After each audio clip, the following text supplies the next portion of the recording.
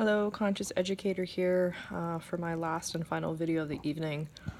I just wanted to talk a bit about the spiritual path and the loneliness it can be, and also the importance on continuing. And even though there are times when you don't have a lot of people in your life and there's a lot of adversity, that you can find the good and you can find ways to be of service. The universe has a synchronistic way of allowing you time to introspect. The books you need to read seem to appear.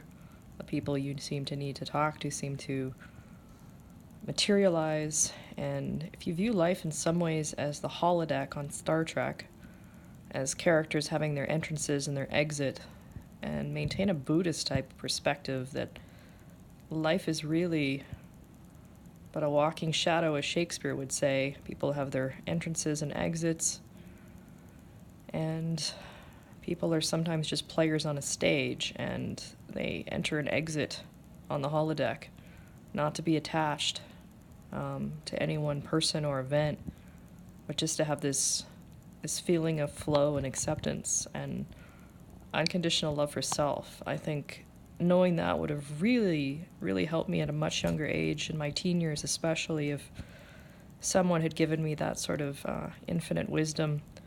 I find I teach young people today that have the kind of wisdom I have now at a much younger age, which is really beautiful to see. I think older souls are much more prevalent in our society nowadays. Kids deal with a lot, they have to grow up quick, and the ones that don't succumb to addiction can be just beautiful, resilient, wonderful souls that I'm just so blessed to have so many junior high kids that I've been able to reach and teach and have the beauty of knowing. So for all of you going through adversity and stuff on the spiritual path, which can be difficult and lonely, a lot of your friends and family tend to depart and new people into your life. Just remaining true to yourself and resilient, surrounding yourself with positivity, not being afraid to show emotion, and maintaining a mindfulness practice, a yoga practice, doing things that bring you joy. Really beautiful to maintain all of those practices and keep on the path. And just accept that sometimes your states are not going to be pretty and you're going to have stuff that comes up for you, and just flow with it, be with it, and support that inner child which lives inside of every one of us.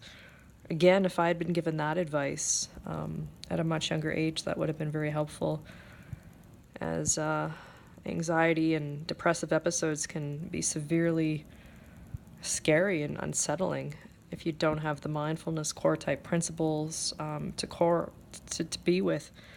So for my students in the Mind Up program, I've really tried to covet this introspection, this self-acceptance, this awareness, this gratitude.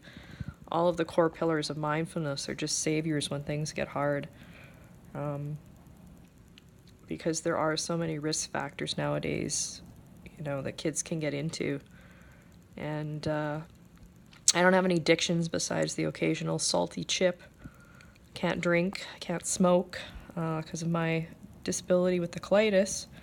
So I'm forced to eat really healthy, and if I do cheat, I've got problems, but I'm doing so much better than those with cystic fibrosis, with cancer, with quadriplegia, all of these disabilities. So I'm grateful that I'm still here and I can help others. So just passing on that wisdom to you, and hopefully you can make a difference in your own life as well as that of others. So sending you love.